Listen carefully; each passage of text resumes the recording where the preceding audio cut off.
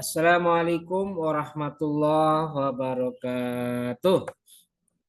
Waalaikumsalam Waalaikumsalam warahmatullahi warahmatullahi wabarakatuh. wabarakatuh. Bismillahirrahmanirrahim. Alhamdulillahirabbil alamin wa bihi nasta'in wa ala umuri dunya waddin. Wassalatu wassalamu ala asyrafil anbiya'i wal mursalin sayyidina wa maulana Muhammadin wa ala alihi wa sahbihi ajmain. Rabbi shrahli sadri wa yassirli amri wahlul 'uqdatam min lisani yafqahu qawli amma ba'du. Baik, perkuliahan hari ini pertemuan ke-15 atau pertemuan terakhir, kita buka bersama-sama dengan membaca lafaz basmalah. Bismillahirrahmanirrahim. Bismillahirrahmanirrahim. Bismillahirrahmanirrahim. Oke, baik. Mahasiswa jurusan Hukum Keluarga Islam kelas A. Hari ini di pertemuan ke-15 kita akan mengikuti mata kuliah di MK Bimbingan Penulisan Skripsi yang merupakan pertemuan terakhir hari ini, pertemuan terakhir. Karena itu saya minta bagi para mahasiswa yang nanti akan menjadi presentator, saya pesan tolong materinya atau proposalnya ya kalau bisa sempurna, kalau bisa perfect, kalau bisa tidak ada kekurangan satu hal pun. Itu pesan saya. Sebab ini kan pamungkas, ini kan pertemuan terakhir. Jadi saya berharap semua kesalahan-kesalahan di kelompok 1 sampai 4 kemarin bisa diambil pelajaran dan diterapkan di proposal kalian masing-masing untuk kelompok 5. Jadi kekurangan yang ada, misalnya, oh kurang ini, oh kurang itu bisa ditambal dan menyebabkan proposal kalian sendiri itu bisa menjadi sempurna, walaupun tidak 100%. Saya berharap seperti itu. Saya berharap tidak ada kesalahan yang sama terulang kembali. Itu ya pesan saya.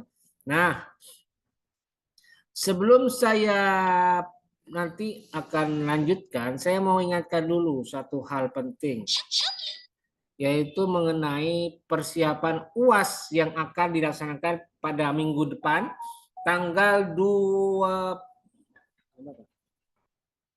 12 ya.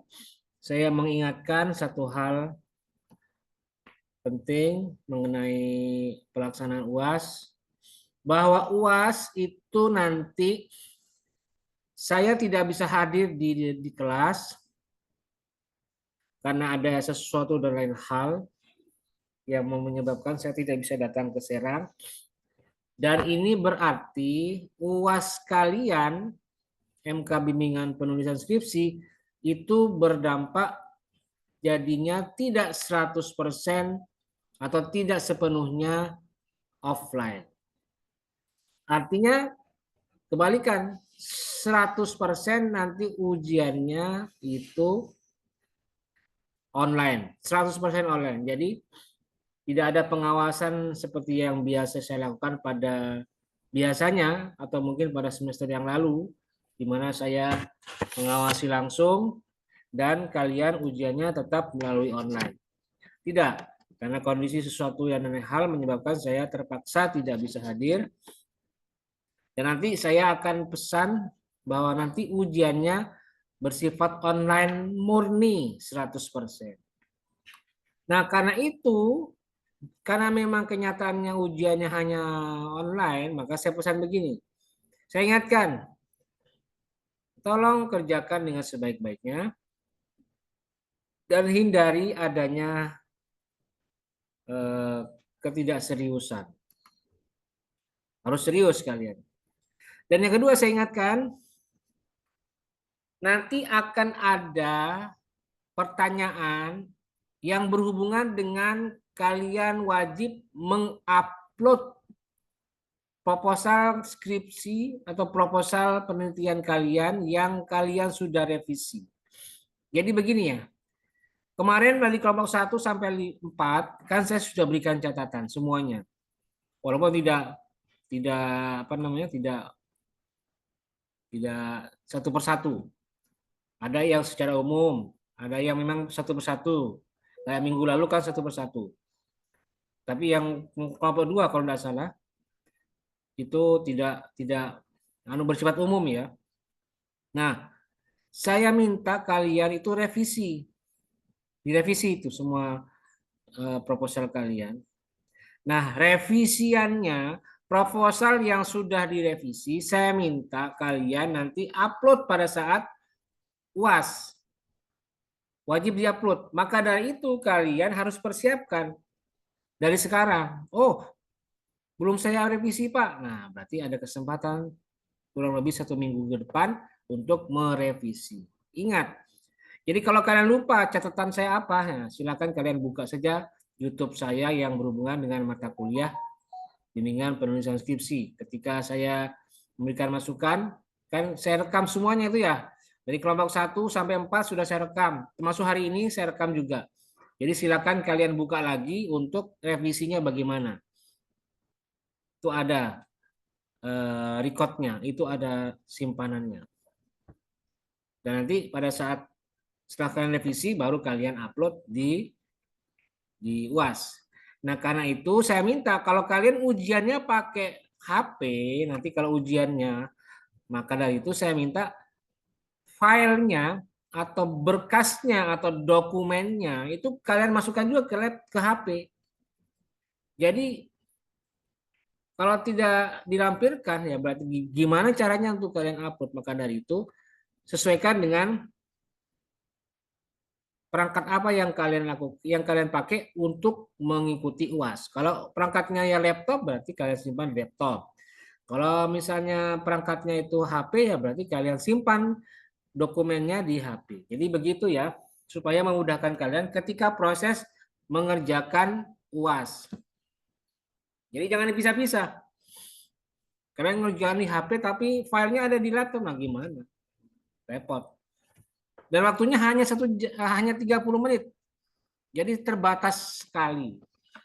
Karena itu persiapkan dengan sebaik-baiknya, jangan sampai ada yang terlewatkan, jangan sampai ada yang terlupakan. Nah, itu pesan saya supaya nanti ujian akhir semesternya nanti bisa kalian kerjakan dan nanti bisa berdampak positif buat hasil akhir UAS kalian atau hasil akhir nilai MK kalian untuk MK bimbingan penulisan skripsi. Itu ya pesan saya. Paham atau belum paham? Paham? Sudah paham? Paham, Pak. Ya, sudah. Oke, baik. Selanjutnya kita lanjut ke presentasi untuk kelompok 5. Dan yang akan melakukan presentasi adalah 7 orang. Yang pertama, Saudara Ahmad Syifa Haikal. Ada Syifa Haikal? Mana Syifa Haikal? Mana suaranya? Ada, Pak. Ada. Oh ya, oke. Syifa Haikal ada. Berikutnya Saudara Saudari Putri Khotami ada. Putri Khotami, suaranya ada. Mana? Suara dan videonya diaktifkan. Mana? Oh ini ya. Oke, baik. Berikutnya yang ketiga Dewi Kartika. Ada Dewi Kartika? Mana Dewi Kartika? Mana Dewi Kartika? Tidak ada ini. Berikutnya yang keempat Saudara Wangun Ajen Hadir, Pak. Hadir. Wangun Ajen Santika. Santika. Namanya keren banget ini. Berikutnya yang kelima Nihayatul Fadillah. Hadir, Pak. Mana nih? Videonya mana ini? Hadir, Pak. Oh iya, oke. Yang keenam, Ibnu Kusairi. Mana Ibnu Kusairi? Hadir, Pak. Videonya, mana videonya? Ini, Pak. Oke, ya, baik. Dan yang terakhir, yang ketujuh, Muhammad Rizky Raja Pratama. Mana? Hadir? Hadir, Pak. Oke, ya, baik. Berarti kurang satu ya, Dewi Kartika belum hadir. Kemana Dewi Kartika ini? Ada yang tahu?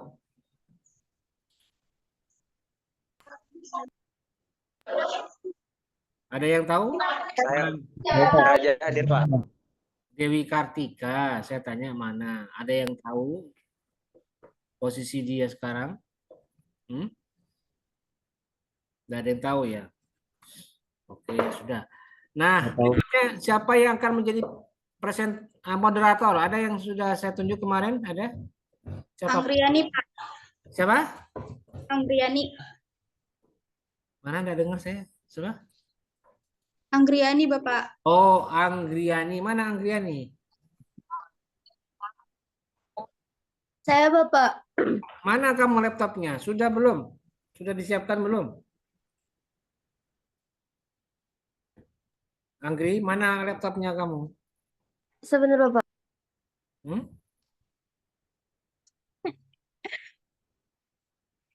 Mana laptopnya, Anggri?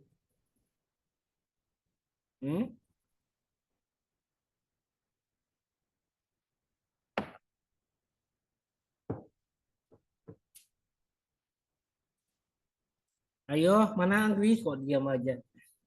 Teman-temannya udah pada siap nih. Oke, baik. Saya ingatkan untuk presentasi hari ini, nanti saya minta semua alur diskusi itu harus melalui moderator, ya, supaya berlangsung tertib dan lancar. Kedua, nanti waktunya presentasi setiap presentator itu maksimal ya, tolong diperhatikan waktunya. Maksimal 4 menit, jangan lebih ya. Jadi saudara moderator itu akan mengatur. Silakan pakai timer atau pakai apa, dan nanti moderator berhak memotong presentasi kalian jika waktu sudah habis. Jadi Anggriani sebagai moderator harus tegas. Oh, sudah habis, silakan ganti atau sudah cukup gitu. Jangan diterusi. Bapak maaf sebelumnya. Saya kan ini tadinya bukan moderator dari kelompok 7 ya Bapak ya. Saya ngegantiin. Nah, saya nggak tahu Bapak kalau pakai laptop dan laptopnya tuh lagi nggak ada.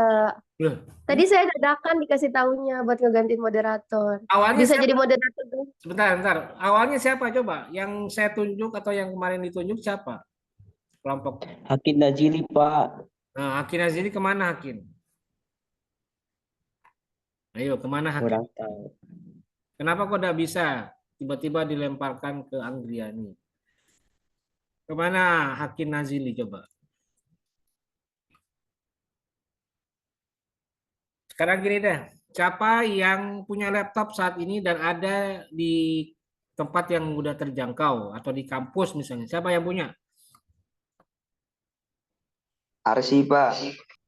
Arsi, mana Arsi?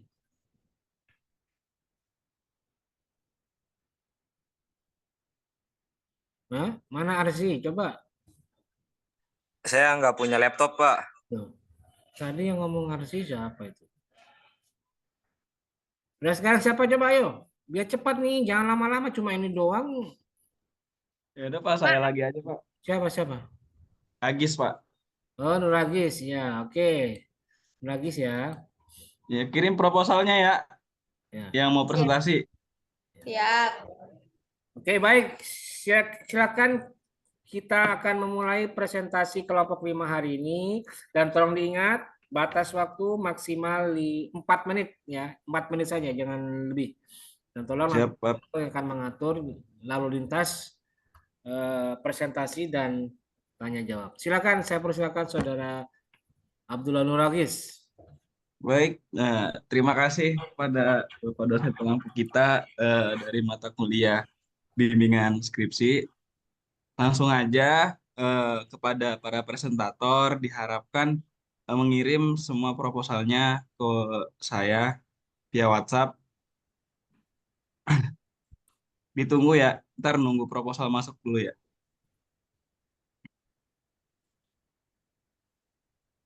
Oke, jadi saya di sini sebagai moderator kelompok 5, di mana kelompok 5 ini terdiri dari eh, Putri Hatami, Nihayatul Fadilah, Muhammad Rizky Raja Pratama, Dewi Kartika, Ibnu Husairi, dan Ahmad Sipah Haikal. Ada yang belum disebut?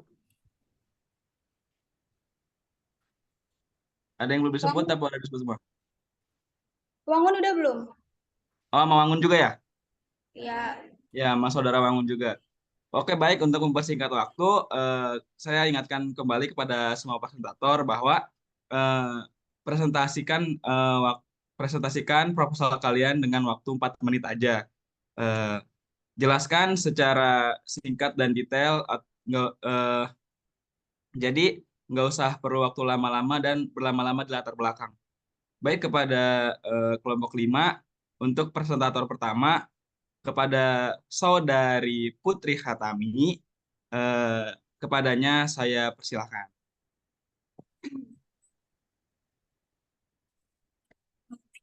Suara saya kedengeran? Kedengar. Terima kasih kepada moderator serambil kali. Bismillahirrahmanirrahim.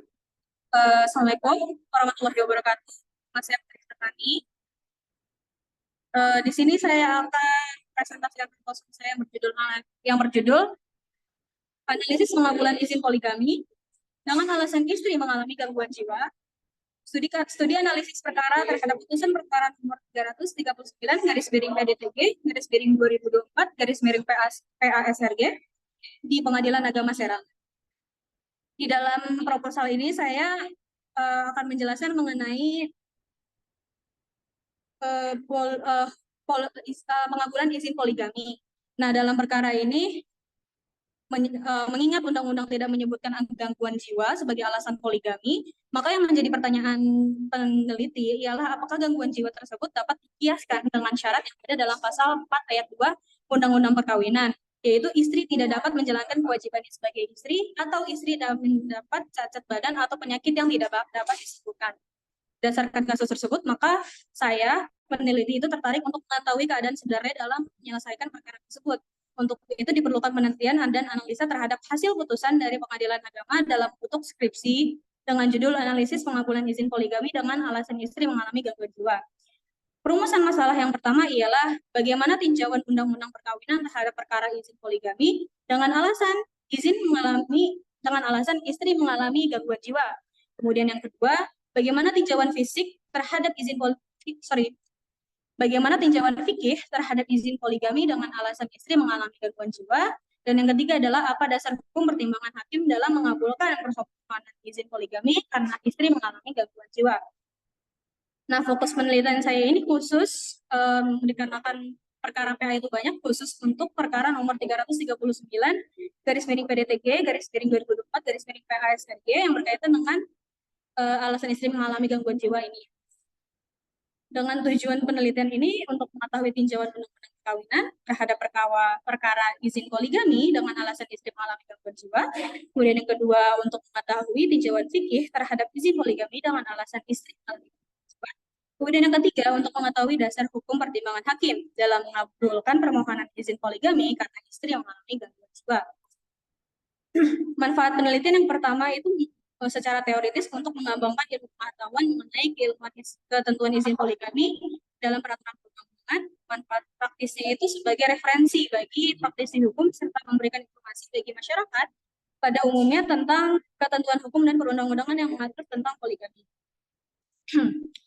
Nah, penelitian terdahulu yang relevan yang pertama ada dari Lintang Kurnia Zelin yang berjudul Analisis Pengabulan Izin Poligami dengan alasan telah mengambil jenis kedua, analisis putusan Pengadilan Agama Ambarawa nomor 0687 garis miring PDT garis titik G garis miring 2017 garis miring PA AMB Dalam skripsi ini, alasan yang digunakan dalam permohonan izin poligami adalah telah menghamili calon istri kedua. Kemudian, penelitian terdahulu yang relevan yang kedua ialah dari Roshidah Dika Pramahets. Analisis pengabulan izin poligami dengan alasan membantu biaya hutang orang tua calon istri kedua. Studi kasus Pengadilan Agama Sragen nomor 783 garis miring PDT G garis miring 2022 garis miring PA-SR. Dalam skripsi ini, alasan yang digunakan dalam permohonan izin poligami adalah membantu membayar hutang orang tua calon istri kedua. Kemudian kerangka pemikiran, dalam sebuah pernikahan pasti banyak terjadi masalah seperti istri sudah tidak bisa melayani suami, istri tidak bisa memberikan keturunan dan berbagai alasan lainnya. Nah, masalah-masalah ini yang akan menjadi awalan dari poligami. Poligami sendiri adalah sistem perkawinan yang salah satu pihak memiliki atau mengawini beberapa lawan jenisnya dalam waktu yang bersamaan. Pengabulan poligami karena alasan istri gangguan jiwa dapat memberikan dampak seperti bertambahnya stres atau gangguan jiwa sang istri jika suami melakukan ini, tapi tak dapat dipungkiri juga bahwa gangguan jiwa merupakan salah satu penyakit yang membuat seseorang sampai hilang akal. Nah, dalam konteks ini ialah sang istri sudah benar-benar tidak bisa melayani sang suami sehingga dapat menimbulkan sebuah poligami. Metode penelitian yang digunakan dalam dalam penelitian ini yang pertama adalah menggunakan penelitian deskriptif, di mana penelitian ini yang memiliki maksud untuk mengeksplorasi dan mengklarifikasi suatu fenomena atau kenyataan sosial dengan cara mendeskripsikan sejumlah variabel yang berkenaan dengan masalah unit yang diteliti. Sedangkan pendekatannya menggunakan. Baik, terima kasih kepada presentator pertama. Mohon maaf karena waktunya sudah habis ya. Terima kasih kepada presentator pertama, yaitu Putri Fatami. Selanjutnya kita beralih ke presentator kedua, kepada Saudari Nihayatul Fadilah untuk mempresentasikan proposalnya. Kepadanya saya persilahkan. Terima kasih ya moderator. Tanpa salam, kita langsung membahas ke materi proposal saya, yaitu judulnya Analisis Praktek Pemeriksaan Kesehatan Sebelum Menikah di Kalangan Calon Pengantin ditinjau dari Maslahah Mursalah. Studi kasus di KUA Kecamatan Cipocok, Kota Serang. Pada hakikatnya semua hal di alam semesta itu kan dipasangkan oleh Allah secara berpasang-pasangan, dan ini ada di dalam firman-Nya, wa min kulli syai'in khalaqna zawjayn la'allakum tadhakkarun, dan segala sesuatu di alam semesta telah kami ciptakan secara berpasang-pasangan. Lalu di Indonesia sendiri juga pemeriksaan kesehatan tuh sebelum menikah pada calon pengantin masih dikatakan sangat minim sosialisasi dan edukasi. Hal ini didukung oleh tingginya angka kematian pada ibu karena melahirkan, yaitu mencapai 300 per 100.000 selama 2 dekade terakhir, dan disebabkan akibat pendarahan karena tadi kurangnya sosialisasi dan edukasi. Padahal pemerintah Indonesia sudah memberikan wewenang kepada KUA untuk melakukan sosialisasi bimbingan dan pemeriksaan kesehatan pranikah terhadap calon pengantin. Di sini juga ada di dalam instruksi bersama Direktur Jenderal Bimbingan Masyarakat Islam dan Urusan Haji Departemen Agama. Selain dari instruksi tersebut, terdapat dasar hukum juga pada Peraturan Pemerintah Republik Indonesia Nomor 61 Tahun 2014 tentang Kesehatan Reproduksi. Lalu, kenapa saya meneliti ini tuh ada di rumusan masalah? Yaitu yang pertama, mengapa pemeriksaan kesehatan sebelum menikah itu perlu dilakukan bagi para calon pengantin. Lalu yang kedua itu, bagaimana sih pandangan serta pelaksanaan pemeriksaan kesehatan sebelum menikah ini di KUA Kecamatan Cipocok. Lalu yang ketiga, lalu bagaimana juga nih tentang pandangan hukum Islamnya, khususnya dalam hal maslahah mursalah terkait adanya praktek pemeriksaan kesehatan pada calon pengantin atau premarital check-up ini. Fokus penelitiannya ini dengan meneliti praktik premarital check-up atau pemeriksaan kesehatan di sebelum menikah dari pandangan aspek hukum Islam, ya ini maslahah mursalah. Jadi apa kaitannya diadakannya praktik premarital check-up ini dengan maslahah mursalah? Lalu tujuannya itu untuk mengetahui mengapa pemeriksaan kesehatan sebelum menikah itu sangat perlu dilakukan bagi calon pengantin. Terus yang kedua, mengetahui bagaimana pandangan serta pelaksanaan pemeriksaan dari premarital check-up ini di KUA Kecamatan Cipocok. Yang ketiga itu untuk mengetahui bagaimana pandangan hukum Islamnya dalam hal maslahah mursalah terkait premarital check-up ini. Nah, di manfaat penelitiannya itu ada dua, ada manfaat teoritis sama manfaat praktis. Manfaat teoritisnya ini diharapkan dapat bermanfaat bagi para pembaca, khususnya mahasiswa dan akademisi. Terus juga menambah kontribusi terkait tinjauan premarital check up tentang masalah mursalah ini pada pemeriksaan kesehatan calon pengantin. Manfaat praktisnya itu agar bagi para calon pengantin ini bisa diikuti gitu. Dan dari KUA-nya juga bisa senantiasa mensosialisasikan proses ini. Di penelitian terdahulunya itu saya menggunakan 2 penelitian terdahulu. Yang pertama ada pemeriksaan kesehatan bagi calon pengantin, perspektif Makosid Syariah di Kabupaten Bengkulu Tengah.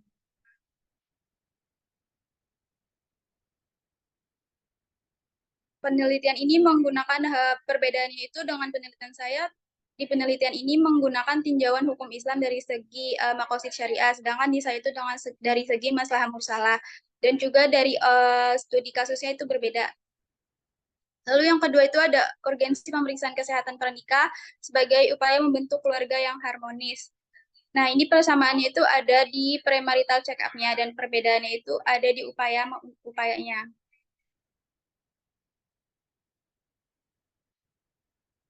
Lalu metode penelitian. Metode penelitian yang pertama itu ada jenis penelitiannya. Di sini saya melakukan jenis penelitian dengan field research atau penelitian lapangan. Dengan menggunakan metode kualitatif yang bersifat deskriptif analitis. Lalu yang kedua itu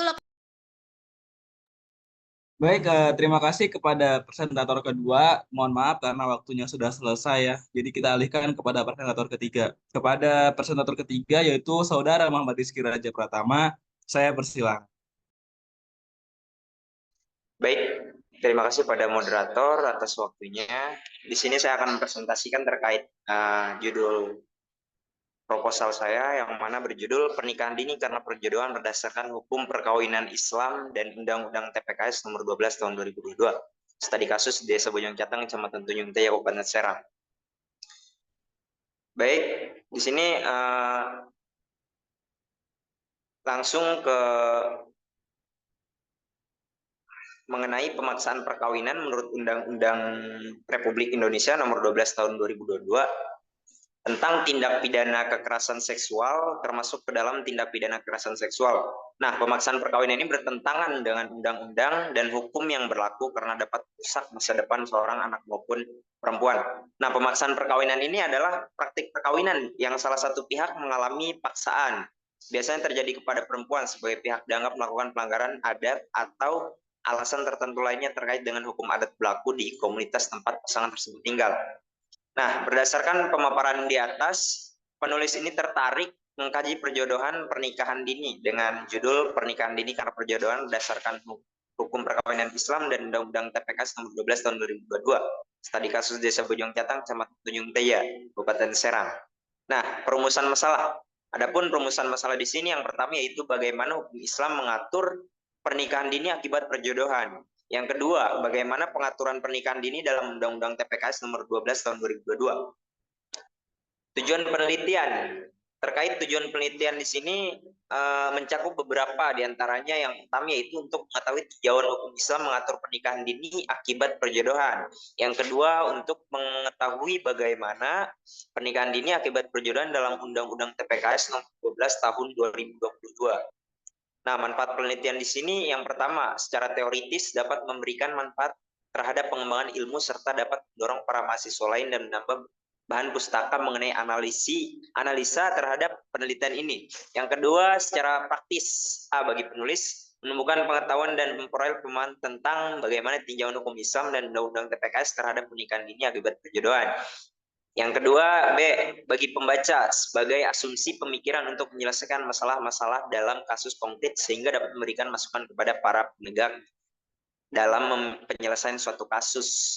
Nah, penelitian terdahulu yang relevan yang saya ambil di sini yaitu ada tesis yang disusun oleh Nurul Sariah, mahasiswa UIN Kiai Haji Ahmad Sidik Jember, yakni sanksi pidana pemaksaan perkawinan menurut hukum Islam dan Undang-Undang Tindak Pidana Kekerasan Seksual perspektif maslahat. Nah, selanjutnya persamaan dalam skripsi ini adalah penulis sama-sama membahas tentang pemaksaan perkawinan dan perbedaan antara penelitian terdahulu dengan penelitian yang penulis teliti, yakni terletak pada sudut pandang yang diambil. Nah, penelitian terdahulu yang mengambil pada sanksi pidana, sedangkan penelitian yang penulis teliti lebih kepada sudut pandang Islam terhadap pernikahan dini karena perjodohan.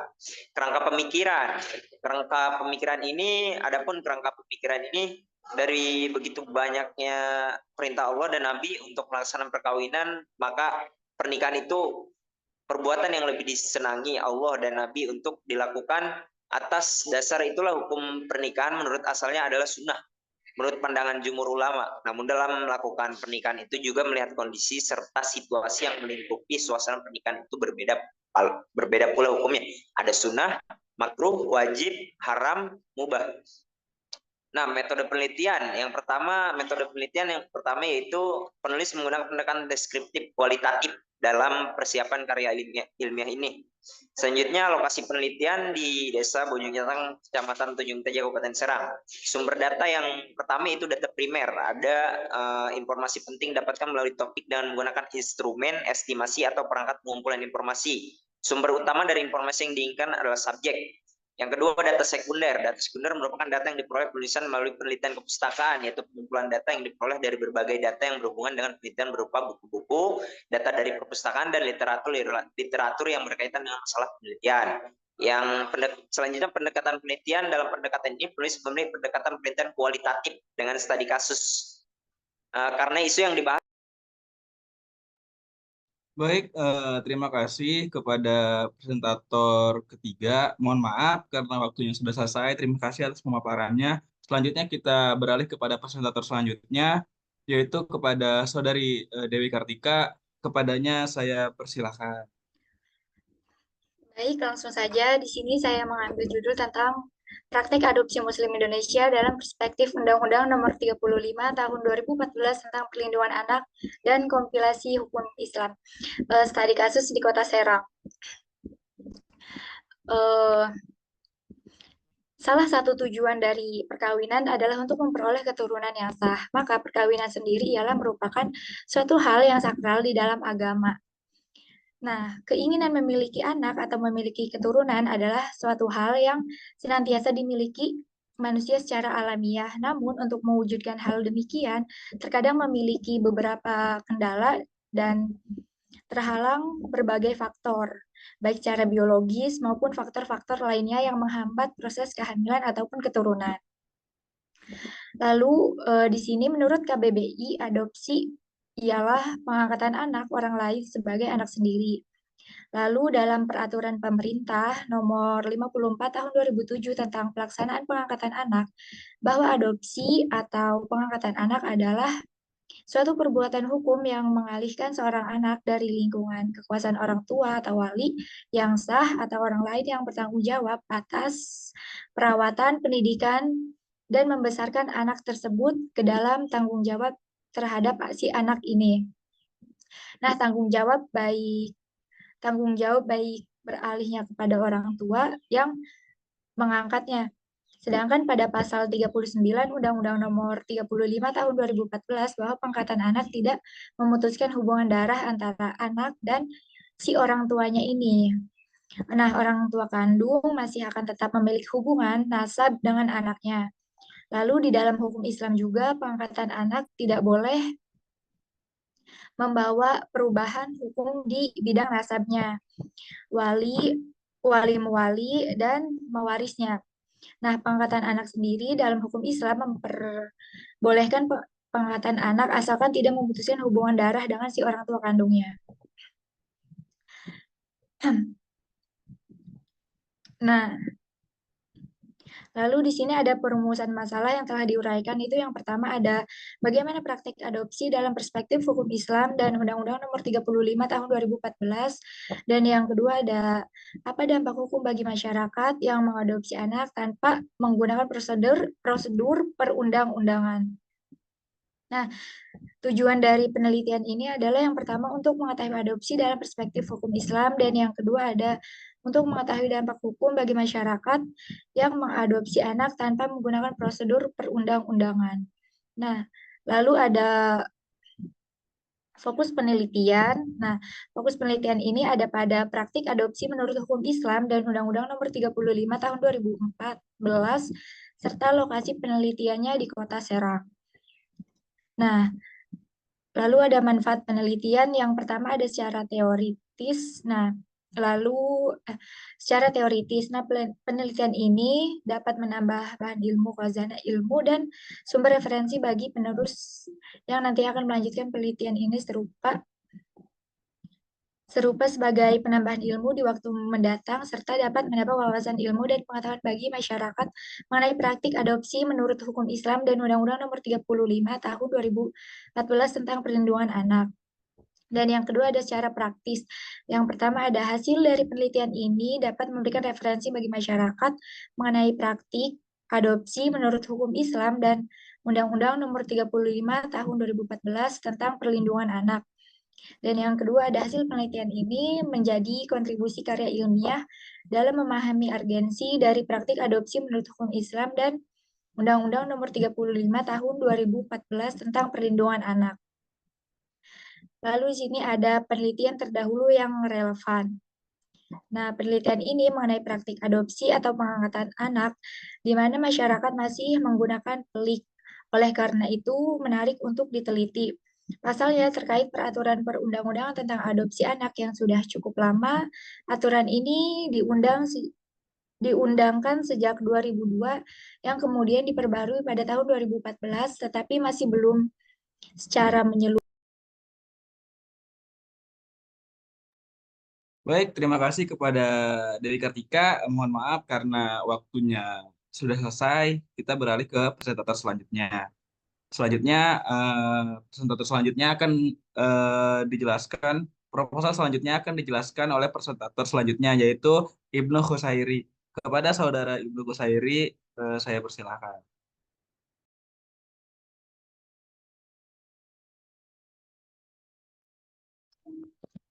Baik, terima kasih kepada moderator. Langsung saja proposal judul yang saya angkat pada proposal kali ini adalah pernikahan bagi perempuan hamil karena zina pada masa idah menurut hukum positif dan hukum Islam. Studi kasus di Desa Kadulimus, Kecamatan Banjar, Kabupaten Pandeglang.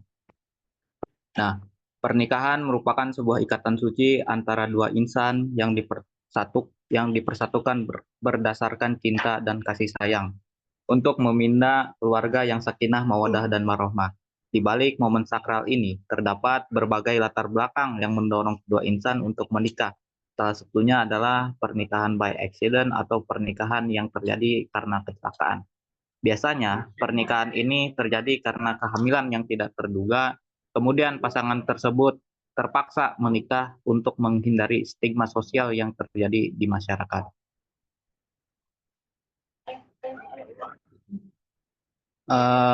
Namun dalam hal ini kehamilan tersebut terjadi ketika wanita tersebut masih dalam masa idah, yang mana kehamilan tersebut merupakan hasil dari hubungan gelap dengan selingkuhannya yang sebelumnya telah diceraikan oleh suaminya terdahulu.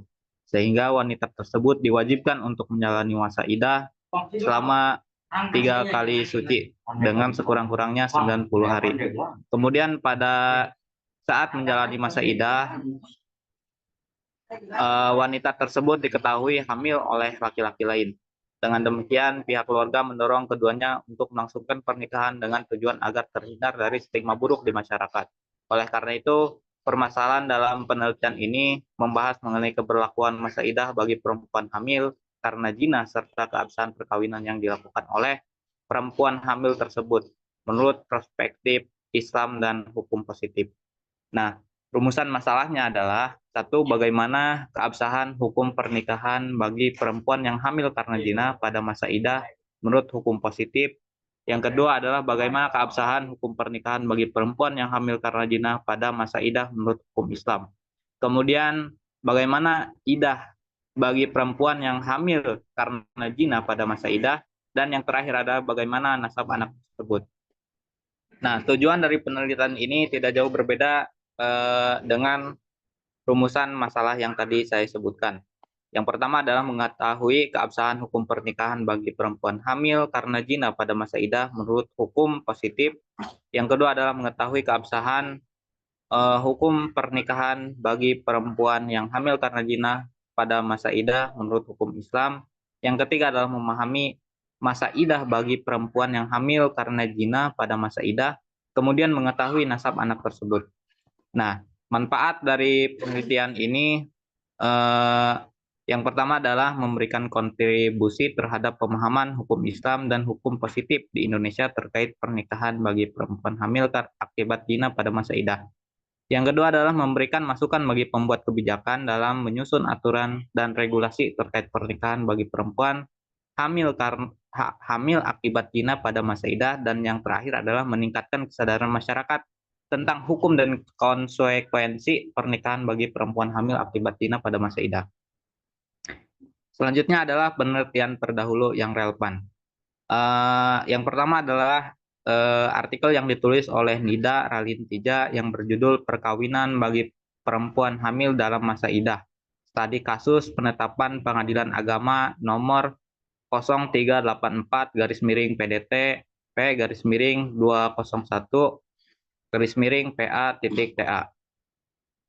Nah, persamaan dengan penelitian ini adalah sama-sama membahas tentang pernikahan bagi perempuan hamil karena zina pada saat menjalani masa idah. Sedangkan perbedaannya dengan penelitian ini adalah menyangkut objek atau fokus dari penelitian ini, yang mana pada penelitian yang diteliti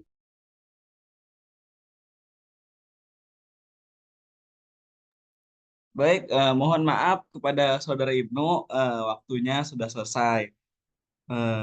Terima kasih. Selanjutnya kita beralih ke presentator selanjutnya kepada Saudara Ahmad Sipah Haikal. Saya persilakan. Bentar, Oke, terima kasih Pak bentar, moderator. bentar dulu. Tadi itu siapa? Ibnu Kusairi kok belum diserahkan tuh proposalnya itu ke saya. Hah? Ibnu? Belum ada di GCR kamu itu. bentar Pak, saya cek perasaan tadi udah. Belum ada. Dan nanti dimasukkan ya, dilampirkan ya. Iya Pak ya. Ya lanjut, silakan. Ya, terima kasih kepada moderator. Saya akan mempresentasikan proposal skripsi saya dengan judul Pembagian Harta Bersama Akibat Perceraian, Studi Kasus Putusan Perkara Nomor 3284-PDTG-2023-PA Serang.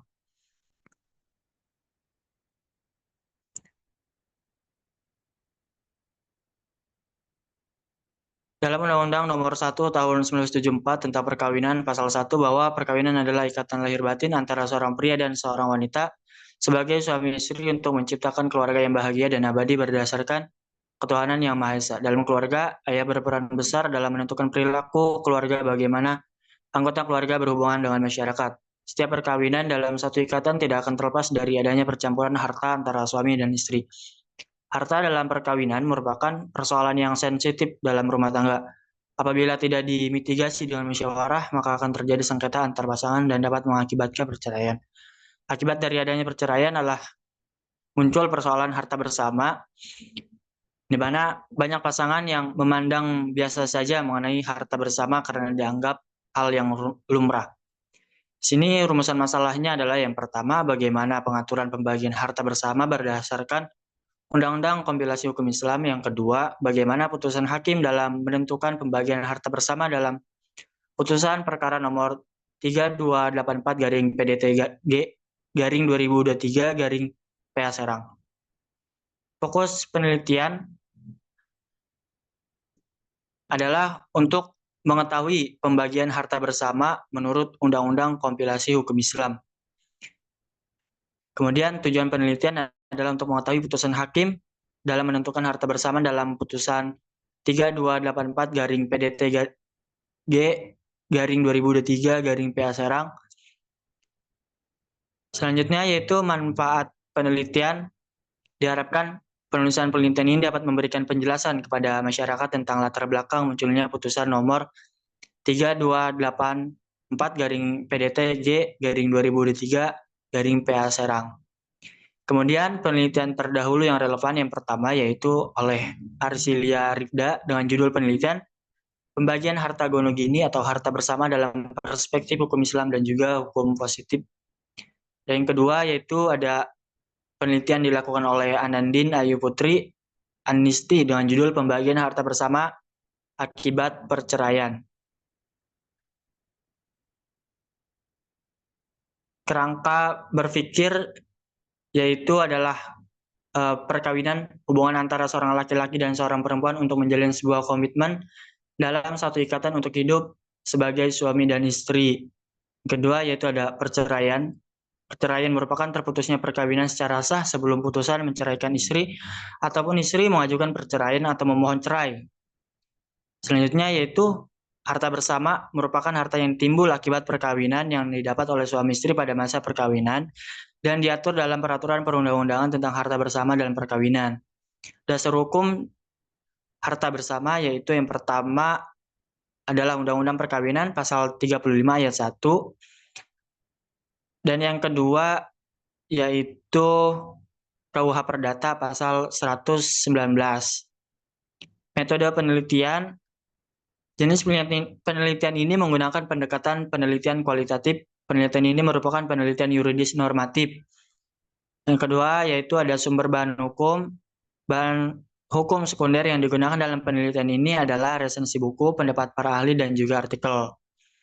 Kemudian prosedur pengumpulan bahan hukum. Informasi yang didapat kemudian dihimpun melalui proses yang bertahap berawal dari sumber-sumber tertulis yang berasal dari peraturan perundang-undangan. Mohon maaf kepada Saudara Ahmed Sifaikal, dikarenakan waktunya sudah selesai, maka dicukupkan. Selanjutnya kita beralih kepada presentator terakhir, yaitu Saudara Wangun Najib Santika. Kepadanya saya persilakan. Baik, langsung saja saya ingin menjelaskan proposal saya yang berjudul Status Hukum Anak Temuan Perspektif Fikih dan Peraturan Pemerintah Nomor 54 Tahun 2007. Studi kasus di Desa Pasar Keong. Perkembangan masyarakat sesuai dengan perkembangan zaman, masyarakat bisa berubah ketika berubahnya zaman. Perubahan zaman dipengaruhi oleh kecanggihan terhadap teknologi dan ilmu pengetahuan. Banyak yang mengetahui teknologi dan menggunakannya dengan yang positif maupun negatif. Pengetahuan teknologi tanpa adanya ilmu pengetahuan akan berdampak negatif pada anak. Maraknya kejadian pembuangan anak salah satu disebabkan oleh hamil di luar nikah dan perkenalan di dunia maya. Bayi-bayi yang dilantarkan menimbulkan keresahan kepada masyarakat. Pro kontra terjadi terhadap apa yang dilakukan oleh orang tua yang mengambil bayi-bayi tersebut. Proses peralihan penemuan anak ini menjadi pengangkatan anak yang membuat masyarakat merasa lebih nyaman. Bayi-bayi yang ditemukan kemudian diakui oleh orang-orang yang baik nasabnya. Bayi-bayi ini dirawat dan diangkat sebagaimana anaknya. Maka dari itu, rumusan masalahnya ada yang pertama adalah bagaimana proses dan pengakuan anak temuan. Yang kedua, bagaimana status hukum terhadap anak temuan perspektif fikih dan peraturan pemerintah nomor 54 tahun 2007. Fokus penelitian. Penelitian ini terfokus kepada bagaimana proses pengakuan serta pengangkatan anak temuan dan bagaimana status hukum anak temuan di Desa Pasar Keong perspektif fikih dan peraturan pemerintah nomor 54 tahun 2007. Tujuan penelitian yang pertama adalah agar dapat menganalisis proses pengakuan dan pengangkatan anak temuan. Yang kedua, agar dapat menganalisis status hukum anak temuan perspektif fikih dan peraturan pemerintah nomor 54 tahun 2007. Manfaat penelitian yang pertama secara teoritis dengan dilakukan penelitian mengenai tentang anak temuan agar dapat menambah wawasan tentang status hukum pengangkatan anak temuan dalam Islam dan regulasi di Indonesia. Secara praktis, penelitian ini diharapkan agar dapat memberikan informasi kepada masyarakat dalam memperlakukan anak temuan dengan baik. Penelitian terdahulu yang relevan. Penelitian yang pertama diteliti oleh Jiroah Muayyanah. Fokus penelitian tesis tersebut ialah anak angkat menjadi anak angkat yang dibiayai kehidupannya. Dan waris yang didapatkan olehnya ialah wasiat wajibah yang tidak boleh melebihi sepertiga dari hartanya. Dalam tesis tersebut juga disebutkan bahwa pertimbangan hukum bagi hakim jika akan memutuskan perkara penetapan anak, pertimbangan yang digunakan oleh hakim ialah maslahah mursalah yang bertujuan untuk mensejahterakan anak dan membahagiakan anak. Bersamaan dalam penelitian ini terletak pada tema penelitian yakni anak. Perbedaannya adalah peneliti membahas tentang status hukum anak temuan yang diangkat menjadi seorang anak. Penelitian yang kedua adalah dari Rizko Elwindo Aljufri. Fokus penelitiannya ialah proses pengangkatan anak di kota Jambi ialah tidak terang dan tunai. Akibat hukum dari pengangkatan anak di kota Jambi menurut adat ialah sama dengan anak kandung, merawat, mendidik, menyayangi, dan membiayai semua kebutuhan anak angkat sama dengan anak kandung. Begitu juga dengan pewarisan. Penelitian ini membahas pengangkatan anak menurut hukum adat seangkat peneliti membahas anak temuan perspektif regulasi hukum di Indonesia dan tinjauan hukum Islam. Selanjutnya kerangka pemikiran. Anak temuan dalam bahasa Arab adalah al-laqit, ialah anak kecil yang belum balik ditemukan di jalan yang tidak diketahui. Pengertian lain disebutkan bahwa al-laqit ialah anak yang tidak diketahui dan tidak dapat ditelusuri orang tuanya, anak kecil yang bilang atau dibuang oleh orang tuanya untuk menghindari tanggung jawab dari kehidupan anaknya. Adapun menurut dalam undang-undang dan aturan pemerintah digunakan istilah anak.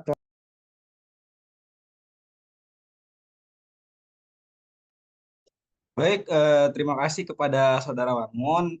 Berhubung waktunya sudah habis, maka kita cukupkan. Selanjutnya, kita memasuki kepada sesi tanya jawab atau diskusi. Kepada teman-teman yang ingin menanyakan perihal proposal, entah dari teknik penulisan atau dari konsep judul mereka, silakan ditanyakan. Dan jika ada yang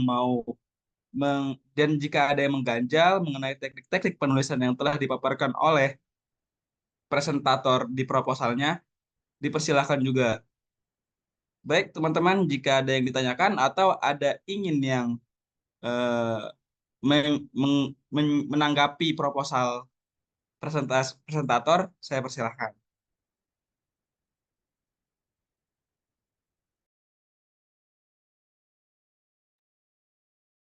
Jadi teman-teman di sisi lain, jika ada yang mau ditanyakan, silakan ditanyakan. Jika ada yang mau menanggapi atau ada yang mengganjal mengenai teknik penulisan yang telah boleh untuk menanggapi, entah itu salah atau benar atau ada yang kalian tidak tahu, silahkan ditanyakan kepada presentator. Ayo teman-teman, mari kita bertanya.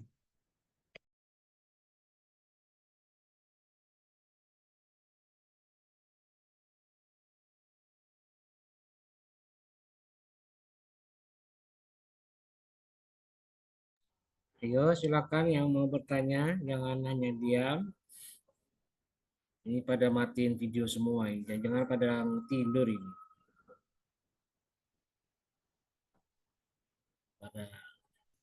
Pada kemana ini? Oh iya, diharapkan kepada audiens dan juga presentator diharapkan kameranya diaktifkan ya, biar diskusi kita berjalan juga. Nah, teman-teman, jika ingin bertanya atau mau menyanggah atau mau menanggapi dari proposal-proposal yang sudah dipresentasikan, saya persilahkan.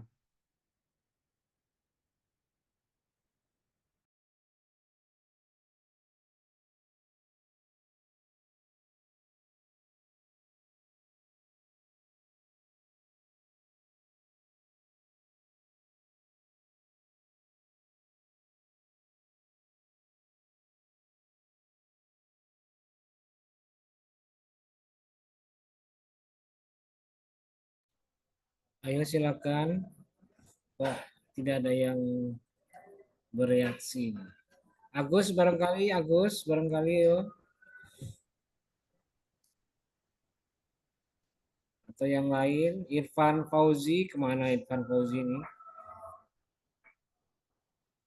Fitria, Mila Shiva, Sri Puji, Misbah, Vina, Pawas, Munawara, Farhan Aulia, Nia Sukmawati. Kemana ini?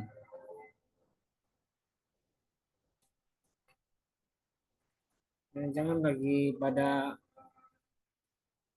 ke kafe. Hadir Pak, hadir Pak. Ya, jangan Hadir Pak, jaringannya nggak stabil. ya, ayo aktif dong. Silakan di handle. Silakan jika dari presentator yang ada yang kurang jelas, akan audiens bertanya.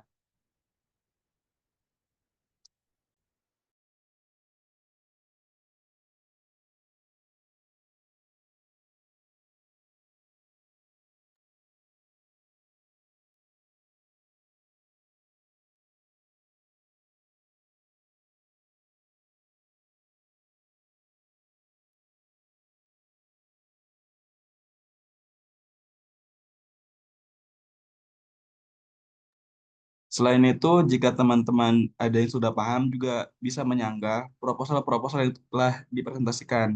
Jika menurut teman-teman ada kesalahan dan apa yang dibuat oleh teman-teman presentator, boleh kok kalian menanggapi atau menyanggah.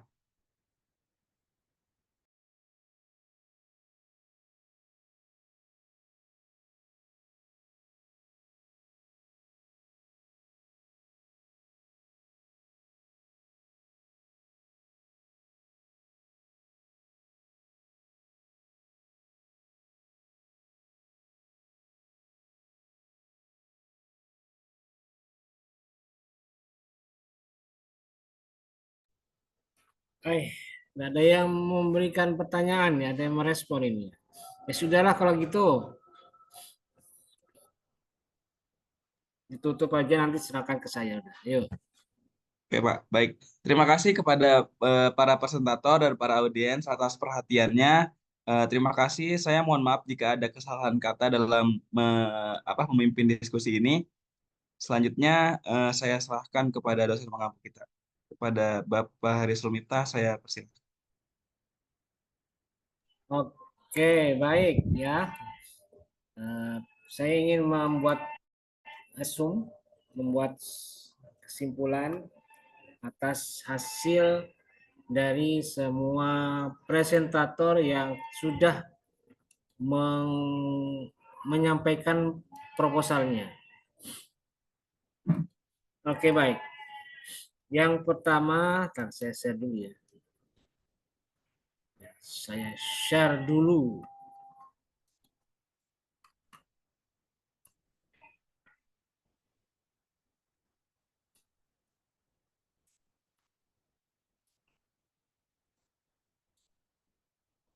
Belum kelihatan ya yang saya share? Belum, Pak. Belum kelihatan ya? Ya, sabar.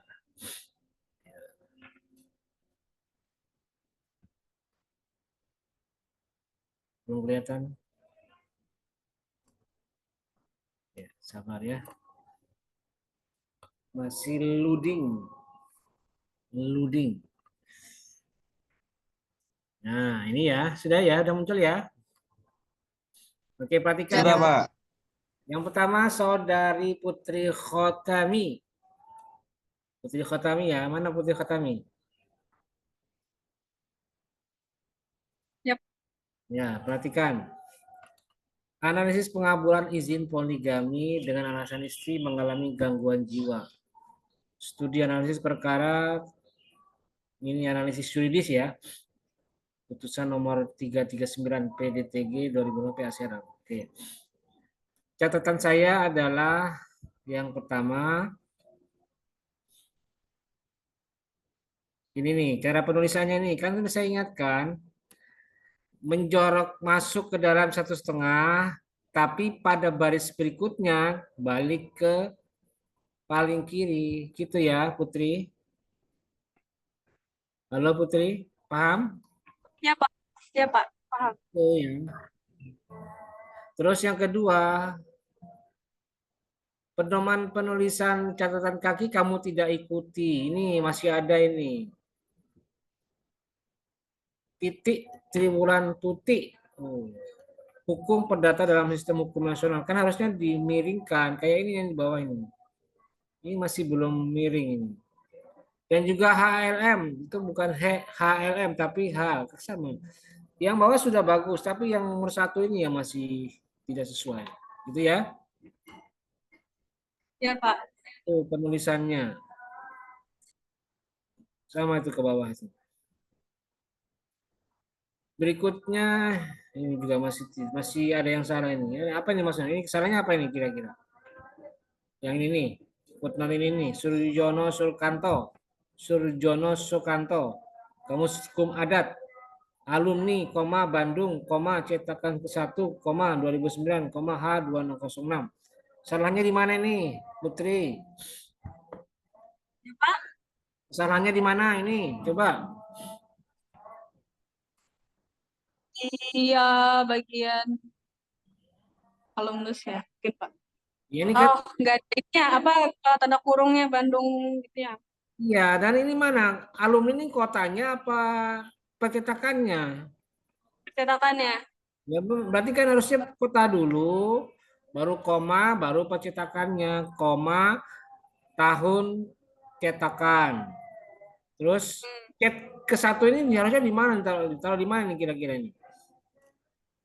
Ya, Pak? Harusnya ditaruh di mana nih? Cetakan ke-1, taruh di mana? Cetakan ke-1 itu setelah tahun ya, Pak ya? Iya, harus ya. di luar ini, di luar data buku. Itu, jangan sampai ceroboh begini, salah ini. Ya. Ya, Pak.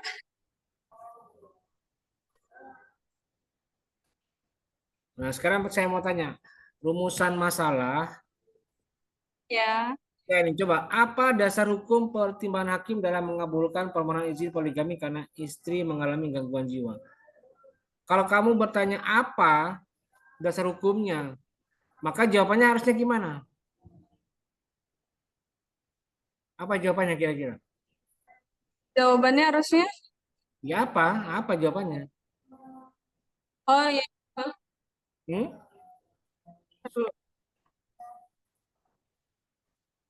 Apa jawabannya? Adalah, yaitu. Kan begini ya, kalau misalnya ada orang bertanya, siapa nama kamu? Kamu jawab Putri Khatami. Berapa umurmu? Nah, umur saya 12 tahun misalnya. Di mana tinggalmu? Di Cipocok Jaya. Gitu ya. Itu kan standar ya. Artinya itu pertanyaan 5W1H. Dalam jurnalisme itu ada istilah 5W1H.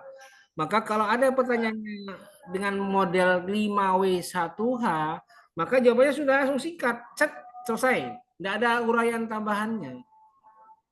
Jadi, kalau kamu bertanya apa dasar hukum, berarti sama kayak tadi 5W1H. Jawabannya singkat. Ya dasar hukumnya apa? Ini. Undang-undang nomor sekian, selesai. Tidak usah diteruskan lagi.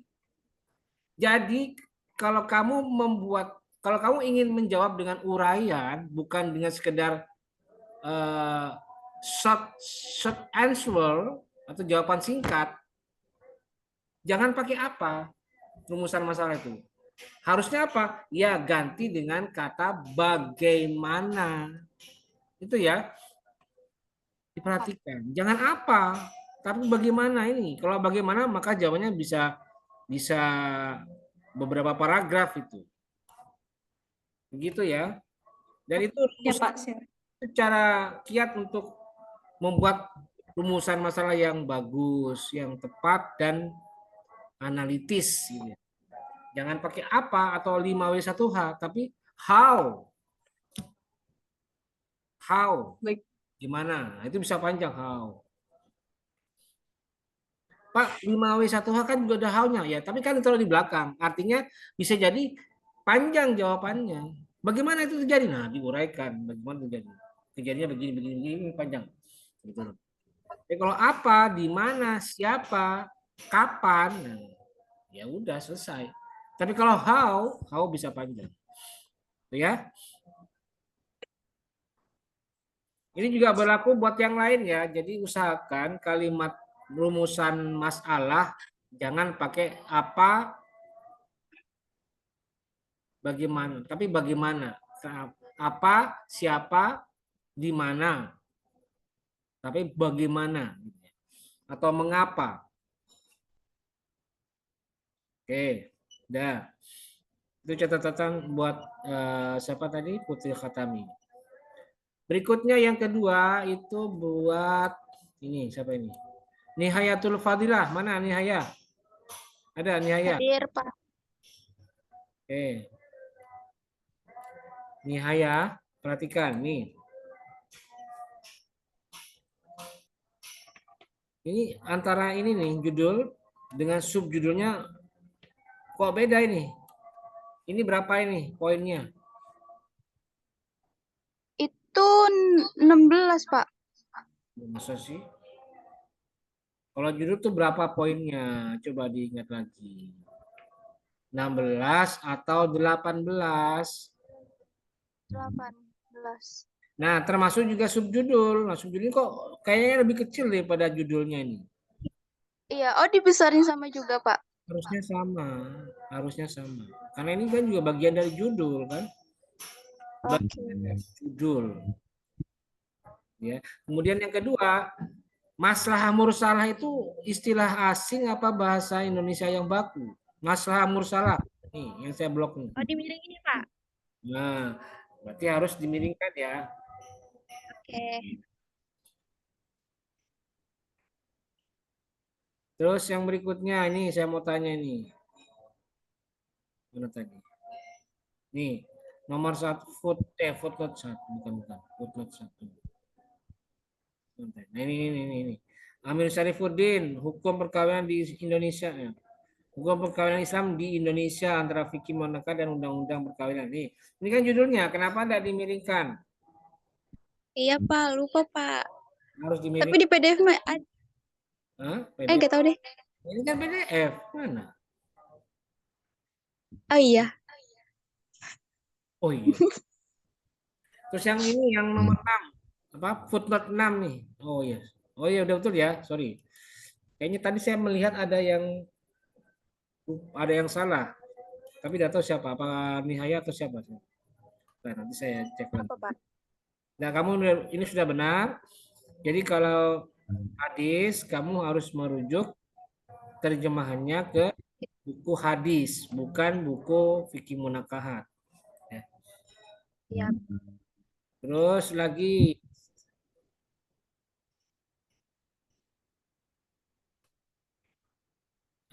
apa tadi? Ini ya, tolong diingat ya.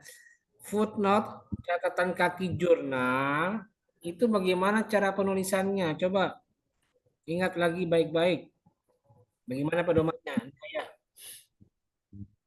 Oh, harus ada volumenya ya, Pak? Selain itu, oke. Betul, itu sudah betul. Selain itu apa lagi?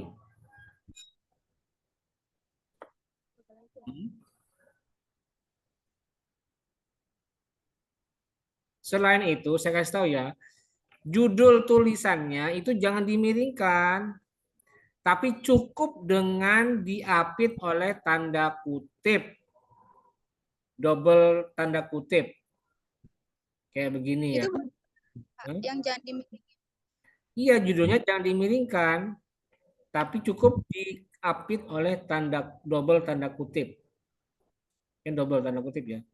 Dan nanti yang dimiringkan justru nama jurnalnya. Yang mana nama jurnalnya? Ini ya, Jurnal Perempuan untuk Pencerahan dan Kesetaraan. Pencerahan dan kesetaraan. Dimiringkan. Tuh, itu juga harus diperhatikan. Dan praktekkan untuk judul, untuk footnote jurnal yang lainnya. Ya, Pak.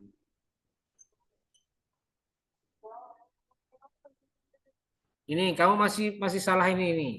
Footnote 9 ini kok bukan Times New Roman ini. Tapi apa?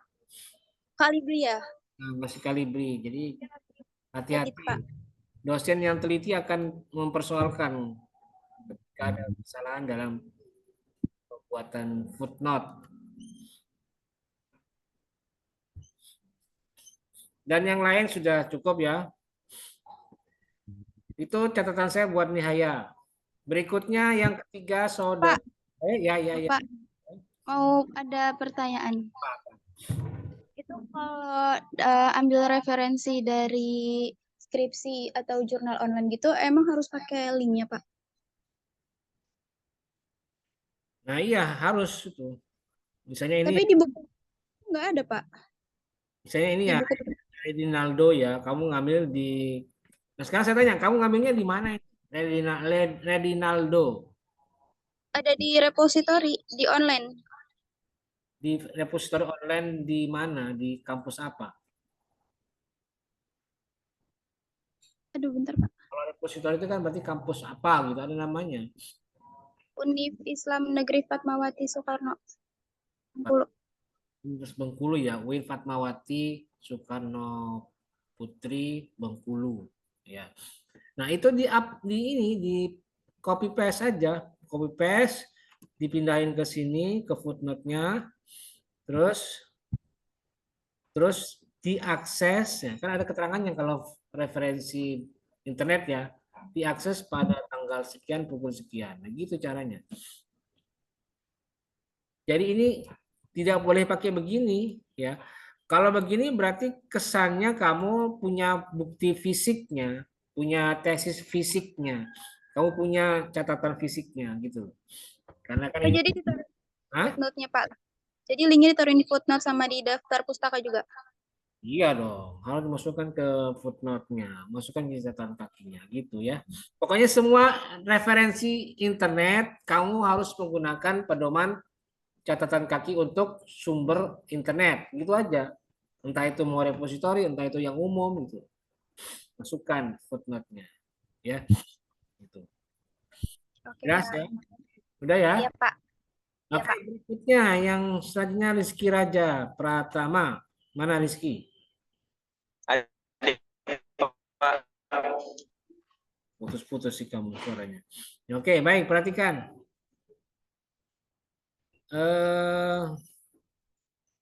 Ini saya tanya, kamu berapa foot spasinya ini yang kamu tulis di proposal?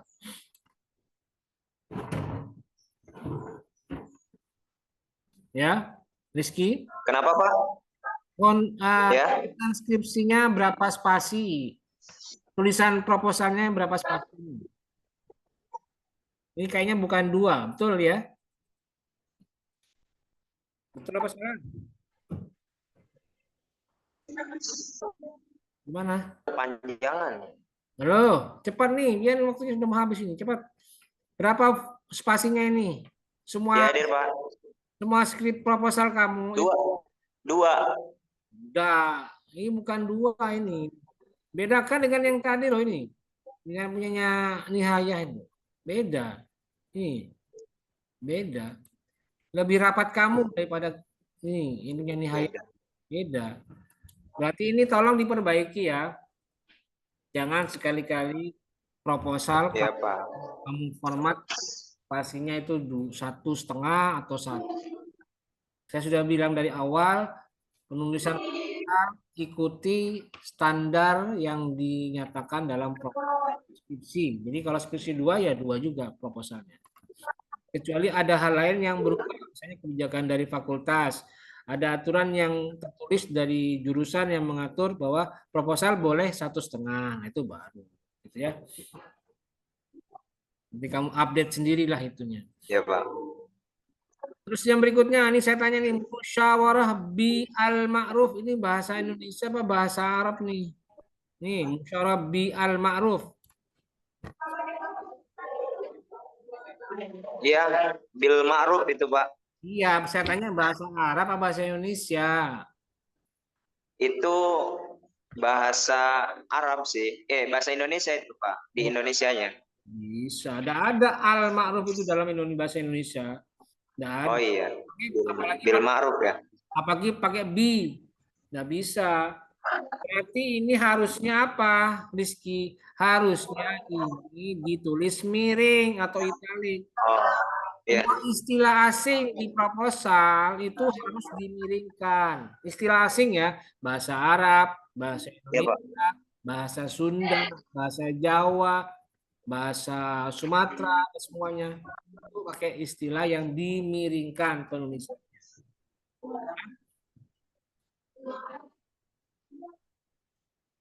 Berikutnya, ini yang tadi yang saya bilang tuh ya dari Yahya tadi tuh. Nih, saya tanya, Haddasana Musaddad itu terjemahannya ini ya. Kamu pakai nomor 5. Coba lihat foto nomor 5. Ini Telah lihat. Betul apa salah ini fotonya? Ah, ini Mahmudah. Ini, Apa, Pak? ini betul apa salah footnote-nya? Hah? Betul, Pak. Betul dari mana? Yang Aini Mahmudah. Pratika, dengerin dengerin nih ya. Kalau kamu mengutip hadis atau mengutip ayat Al-Quran, maka pedomannya adalah kamu harus merujuk kepada ayatnya. Itu berarti merujuk ke Al-Quran. Dalam hal ini apa? Terjemah Al-Quran. Footnote-nya juga harus terjemah Al-Quran. Kalau hadis harus ke kitab hadis. Misalnya terjemah Bulughul Maram, terjemah Sahih Bukhari, terjemah Sahih Muslim, terjemah Sunan Abu Dawud, dan lain-lain. Bukan kitab atau tulisan umum. Kamu fotonya apa? Memilih pasangan hidup dalam perspektif hadis. Gimana? Nggak boleh. Harus hadis yang kamu ambil referensinya. Ya? Ya, Pak. Paham nggak ini kamu? Oke, Pak. Apalagi kamu jurnal ini. Iya, Pak, paham. Nggak boleh jurnal. Itu ya. Ya. Tuh. Terus ini kok panjang banget nih dari halaman ini nih, halaman berapa ini? Halaman 5. Oh iya. Kok banyak yang kosong ini? Harusnya apa? Naik ke atas. Naikkan ke atas. Dan spasinya harus 2. Jangan ini 1 ini namanya. Spasi 1. Itu ya catatan dari saya buat kamu. Kayaknya masih banyak yang belum mengikuti pedoman dan ketentuan. Ini kayak apa itu? Ya, Pak. Terima kasih, Pak. Dengerin dulu saya. Misalnya tentang catatan kaki, kamu masih salah ini. Ini saya tanya, harusnya data buku bagaimana cara penulisannya? Pedoman yang dipakai bagaimana? Ini nih, kayak ini nih, footnote 10. Justina Rostiawati dan Siti Nurwati Khadijah. Ya, kesalahannya di mana coba?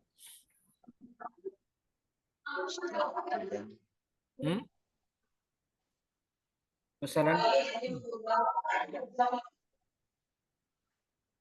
Perhatikan ya, kesalahannya 1. Di sini harusnya koma, habis koma, setelah budaya ya, budaya, koma, buka kurung, kota terbitnya Jakarta, .2, Komnas Perempuan, koma, 2013, tutup kurung, koma, H, bukan HLM, H, titik, 2, titik. Begitu. Ya, perhatikan ya. Iya, Pak. Diperbaiki nanti kalau sudah diperbaiki, uploadnya pada saat UAS yang sudah direvisi, gitu ya. Oke. Ya sudah saja. Kamu ini terlalu singkat banget nih, terlalu sedikit kan. Pada terdahulu yang relevan cuma 1 deskripsi yang kamu kutip. Harusnya banyak, minimal 3 atau seberapa gitu. Jangan cuma 1. Oke, berikutnya cepat nih. Dewi Kartika, mana Dewi Kartika? Hadir, Pak. Dewi Kartika, oke. Dewi Kartika, perhatikan ya.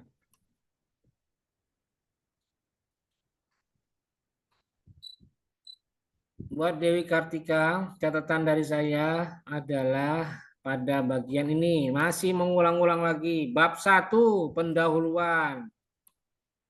Gimana? Kok sudah kelompok 5 masih mengulang-ulang terus kesalahan kelompok yang lain? Ya, Dewi, gimana Dewi? Iya, Pak. Sudah kelompok terakhir kok masih diulang-ulang. Mestinya tidak ada lagi. Ini bolak-balik maning, bolak-balik maning. Ya. Terus berikutnya tentang kamu ini terlalu jauh ini. Uraiannya tidak ada footnote, baru di halaman 3 kamu ada footnote. Di halaman satunya kemana? Terus ini juga fontnya, font, jenis hurufnya. Jangan pakai kalibri. Tidak ada itu, tidak boleh. Harus sama seperti tulisan utama, teks utamanya, teks utama proposalnya. Harus Times New Roman. Kalau footnote-nya berarti ukurannya saja yang berbeda, 10 poin. Gitu ya, Dewi ya? Iya, Pak. Revisi nanti. Baik, Pak. Kita ingat, ini kesalahan kamu yang berikutnya terkait dengan penulisan catatan kaki adalah kamu tidak masukkan 1,5 senti ke dalam. Harusnya untuk footnote atau catatan kaki masuk dulu 1,5 senti, baru pada baris kedua kembali ke margin paling kiri. Margin paling kiri. Ya. Ini masih salah ini. Terus berikutnya, kamu miskin banget nih, miskin banget footnote ini. Sedikit banget. Ini apa ini? Harusnya kamu pakai footnote ini. Penelitian terdahulu yang relevan ini kamu buatkan footnote. Makanya jangan dibuat tabel begini. Kalau kamu maksa pakai tabel nggak apa-apa, tapi harus ada footnote-nya. Footnote apa, Pak? Ya footnote mana skripsi yang kamu jadikan bahan perbandingan. Nah, ini kayak ini, Andi Megawarni. Dari mana ini? Nggak dijelaskan. Dari mana kampusnya ini? Nggak ada. Ini Muhammad Zainul Najib. Ini mana di kampus mana ini? News Mini dari mana yang nggak jelas. Harusnya ada dan dibuatkan footnote. Begitu. Jangan begini. Ini kan cuma kayak tabel-tabel doang. Tidak menjelaskan apa-apa ini. Ya? Ya, Pak. Baik. Oke, situ aja lah. Biar cepat. Ya, terima kasih, Pak. Berikutnya. Ahmad Syifa Haikal. Mana Syifa? Hadir, Pak. Oke, perhatikan Syifa. Catatan saya buat kamu. Sama kayak tadi, ini footnote apa? Footnote. Masih salah footnote. Jenis fontnya tidak pakai Times New Roman, masih kalibri. Dan tidak masuk 1,5 dulu ke dalam. Nanti baru pada baris berikutnya kembali ke sini tidak apa-apa, ya. Terus ini juga Iya. Megawil Datun Nur ini skripsi, kamu punya bukti fisiknya enggak ini? Kok begini? Enggak ada, Pak, fisiknya, Pak. Itu dari internet, Pak. Berarti kamu pakai standar penulisan sumber catatan kaki dari internet dong, jangan yang fisik. Ini kan fisik berarti kamu punya. Kalau Anda begitu ya harus diganti catatan kaki untuk referensi internet. Jadi diunduh atau diakses pada tanggal sekian. Terus saya tanya ini, Nganjuk IAIN di Ponorogo. Oh, emang ada IAIN di Nganjuk? Hah? Rifa, emang Enggak ada kayaknya. Bagaimana? Lo kok bisa IAIN? Nganjuk itu kan Jawa Timur. Di Jawa Timur itu hanya ada IAIN Ponorogo yang dekat-dekat situ ya. IAIN Ponorogo, terus IAIN Kediri, UIN Malang, UIN Surabaya. Hanya ada di situ. Tidak ada di Ponorogo, di Nganjuk. Tidak ada IAIN Nganjuk. Jadi harus kamu cross check ulang ini, jangan sembarangan. Oke, berikutnya. Penelitian terlalu yang relevan nih. Arsilia Rifda. Mana skripsinya ini? Mana footnote-nya? Anandin Ayu Putri Anisti. Mana footnote-nya? Mana skripsinya? Dibuatkan footnote dan skripsinya ya. Kalau itu internet, ya berarti sumbernya data internet. Diakses tanggal berapa, bulan, tanggal berapa, jam berapa. Ya, Siva ya. Iya, Pak. Bisa gini aja kok, harus mengulang-ulang. Terus yang berikutnya, ini loh. G kerangka pemikiran. Kok ada A kecil? Emang setelah... Itu, Pak. Hah? Salah, Pak. Salah. Nggak rapi. Tapi kalau ke bawahnya ini, Pak. Apanya yang salah? Coba ini saya ingin tahu. Apanya yang salah ini? Itu seharusnya di kerangka pemikiran itu A-nya itu perkawinan, Pak. Jadi A perkawinan gitu. Jadi di bawahnya itu hubungan antara suami istri dan laki-laki dan Masih salah juga. Kamu tuh tidak benar ini. Tidak benar aturan sequence sistemnya. Gimana kok G besar? Habis G besar apa coba? Habis G besar apa? Masa lupa? satu, Pak. Ya iya, satu titik. Setelah satu titik apa? Apa? Setelah satu titik baru A kayaknya, Pak. A kecil. Itu yang benar. Jadi gimana ini? Kamu ngaco ini urusan sequence sistemnya. Habis G besar baru satu kecil. Habis itu satu kecil, satu kecil. G besar, habis G besar baru satu titik. Habis satu titik baru A titik. Gitu, ya.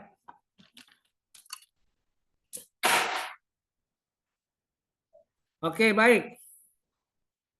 Yang begini-begini kamu kadang sepele ya, tapi kalau dosennya teliti capek baca skripsi kamu, proposal kamu ini, dibuang itu. Tidak teliti sama sekali. Gimana nih, kacau balau ini. Dibolak-balik ini. Itu.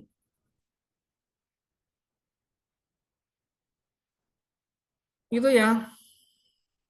Yang perlu kamu terima dan catat semua perbaikan-perbaikan dari saya tadi supaya bisa diperbaiki dan diupload nanti pada saat UAS. Oke, berikutnya saudara Wangun Ajen, mana Wangun? Hadir Pak, hadir. Ya, perhatikan. Catatan saya.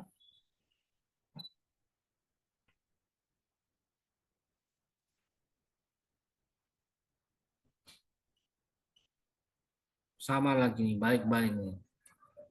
Bab 1 pendahuluan, salah apa betul ini? Bolak-balik baik. Salah Pak. Sudah kelompok 5, sudah pemungkas, sudah pengakhir, masih salah aja.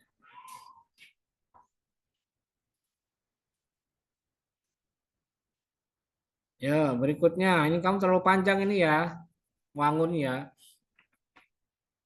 Terlalu panjang dan tidak ada footnote-nya ini. Ada catatan kakinya. Mana catatan?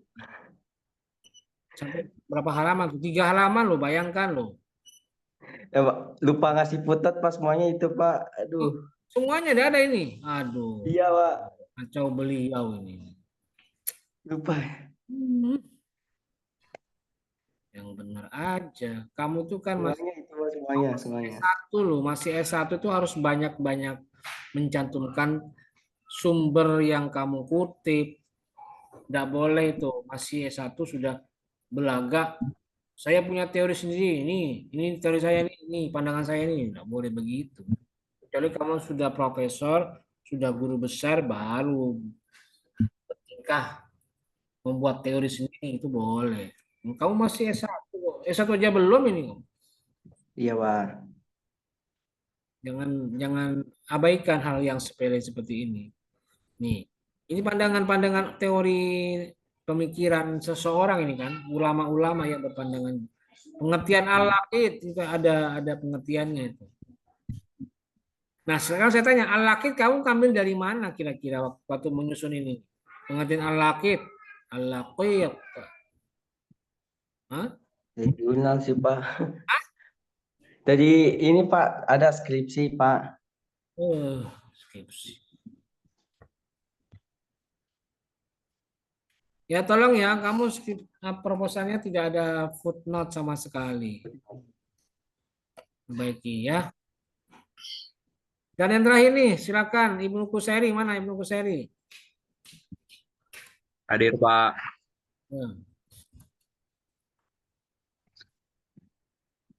Perhatikan. Ini apain aku masuk ke sini? A ini. Hah? Kok A di sini nih? Hah? Apa ini?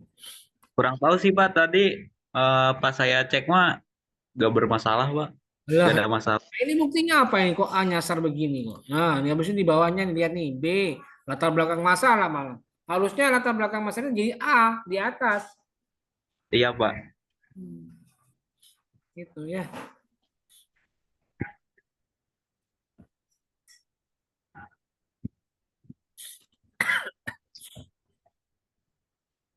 Ini juga, kamu kok terlalu panjang ya, tidak ada footnote-nya sama sekali.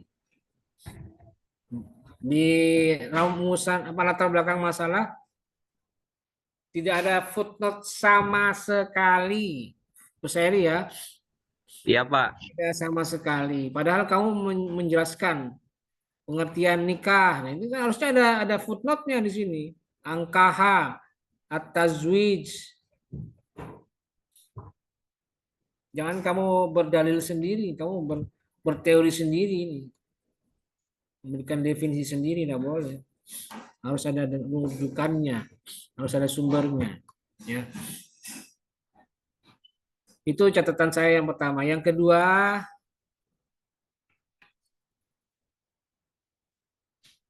tersebut itu maksudnya apa? Yang rumusan masalah nomor 4. Bagaimana nasab anak tersebut? Tersebut. Ya Pak, harusnya lebih lengkap Pak ya. Ya dong, anak semua. Oke. Yang berikutnya saya mau ingatkan ini juga nih, kok ada footnote-nya apa? Spasinya kok cuma satu ini? Cuma satu. Kenapa tidak dibuat dua spasinya? Kenapa? Dijadikan dua spasinya. Iya Pak.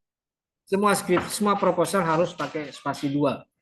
Tidak pakai satu, tidak boleh. Kecuali untuk kutipan langsung yang jumlah barisnya lebih dari 5. Ya. Terus penelitian yang relevan nih. Penelitian yang relevan. Nida Ralintiza. Kamu ini dari program gimana ini? Nida Ralintiza. Apa Pak? Ini artikel itu Seleni dan Ralintiza ini judul apa? Skripsi atau artikel jurnal atau apa? Atau kampus mana nih sumbernya? Apa berasal dari mana? Artikel jurnal Pak. Jurnal apa namanya? Pernikahan bagi perempuan hamil karena zina pada masa idah. Ada, mana sih? Mana footnote-nya? Nggak ada. Iya Pak. Ngasal baik. Dan cuma satu ya, mestinya harus banyak, minimal 3 untuk bisa memberikan gambaran. Oh, sudah pernah diteliti sebelumnya. Ini yang sudah pernah. Dan saya berbeda gitu loh. Emang ketemunya cuma satu Pak, itu doang. Cari dong, kejar terus. Banyak loh penelitian-penelitian itu. Data akses penelitian-penelitian yang sudah muncul selama ini sudah mudah dicari sekarang. Sekarang kan kamu hidup di era digitalisasi dokumentasi. Dokumen yang sudah terdigitalisasi melalui repository, melalui jurnal-jurnal yang bereputasi juga ada dan bisa diakses oleh siapapun gitu loh. Itu memudahkan sebenarnya. Kecuali kamu hidup di tahun 1980 di mana tidak bisa diakses kecuali harus datang ke perpustakaannya. Baru kamu bisa buat alasan seperti itu. Kalau sekarang zaman now gitu loh, nggak bisa. Ya. Ibnu, perhatikan. Iya, Pak. Harus dibuatkan footnote itu. Dan cari minimal 3 untuk menambah. Dan nanti kalau sudah selesai, siapkan untuk diupload di UAS besok. Ya. Ini juga kerangka pemikiran nih. Ini harus dibuatkan footnote karena kamu mau mengutip teori-teorinya ulama ini. Ya. Jangan cuma tangan kosong doang begini, tidak bisa. Itu ya catatan dari saya untuk semua para presentator hari ini yang ada 7. Semoga bisa dipahami dengan baik dan bisa dipahami dan bisa langsung segera direvisi semua catatan dari saya. Oke, saya kira itu. Dan tolong silakan diaktifkan lagi videonya, yuk semuanya, yuk semua yang hadir mahasiswa HKIA, yuk semuanya. Sudah tinggal 17 orang ini. Yang lain sudah pada mereteli kalau bahasa Jawanya, sudah pada copot-copot semua ini. Nggak tahu kemana ini. Yuk, Nihaya, Wangun, Mila, Puji, Anggri, Fitria, Vina, Fawaz, Misbah. Ayo diaktifkan dulu videonya, ayo sebelum kita akhiri, yuk. Anggri, mana Anggri? Sri Puji, Mila,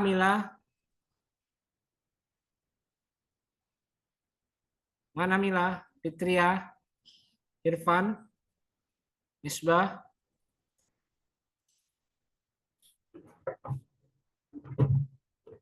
Oke, baik ya. Itu tadi masukan dan catatan dari saya, semoga bisa dipahami. Dan untuk semuanya, saya kira semoga seluruh rangkaian perkuliahan kita pada semester ini, mulai dari awal sampai hari ini, semoga bisa menjadi inspirasi bagi kita dan bisa mendorong kita untuk semakin bersemangat untuk mempersiapkan diri menghadapi era atau fase di mana kalian akan berhadapan dengan pembuatan skripsi. Saya berharap ini inspirasi buat kalian, masukan berharga buat kalian, meskipun di sana sini masih banyak kekurangan dan masih banyak kesalahan yang memang tidak masalah itu hal yang wajar.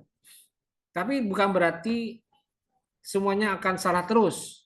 Saya berharap kesalahan hanya pada saat di sini dan nanti pada saat kalian sudah memasuki fase pengajuan proposal, fase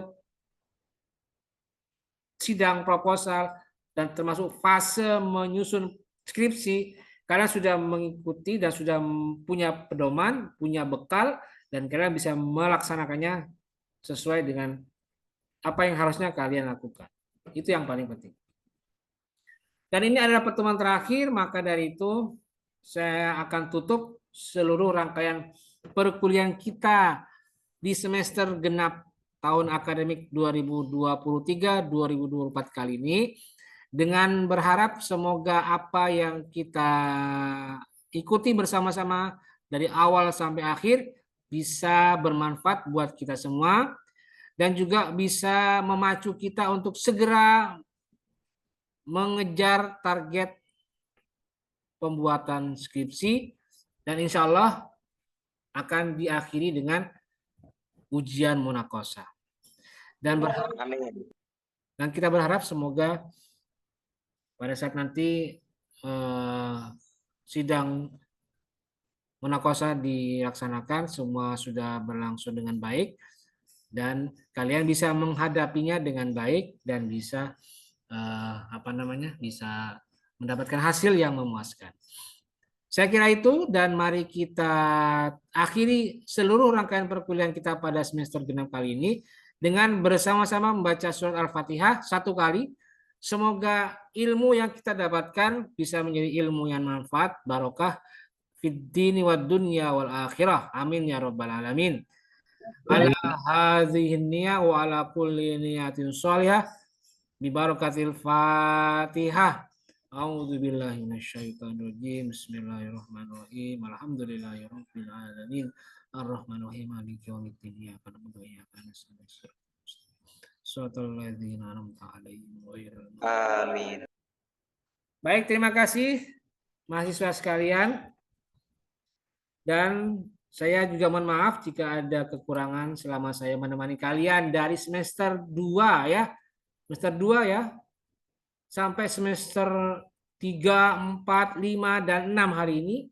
Ada ucapan saya yang kurang berkenan, tindakan saya yang kurang sopan, kurang layak. Mohon dimaafkan yang sebesar-besarnya.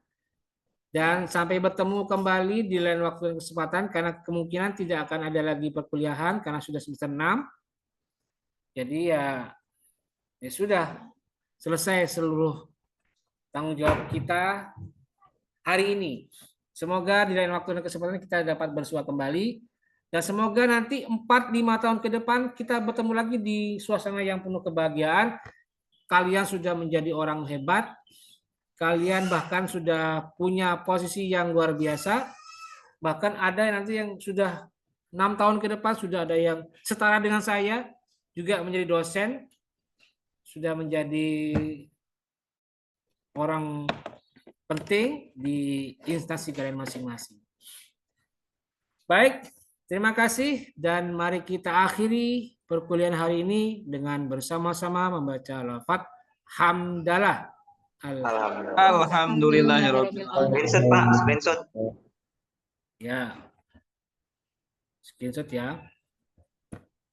Oke, sudah. Dan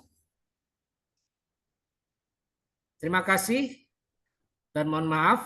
Wallahul muwafiq ila aqwamit thoriq. Wassalamualaikum warahmatullahi wabarakatuh. Waalaikumsalam warahmatullahi wabarakatuh. Terima kasih, Pak. Terima kasih, Pak. Terima kasih, Pak. Terima kasih, Pak.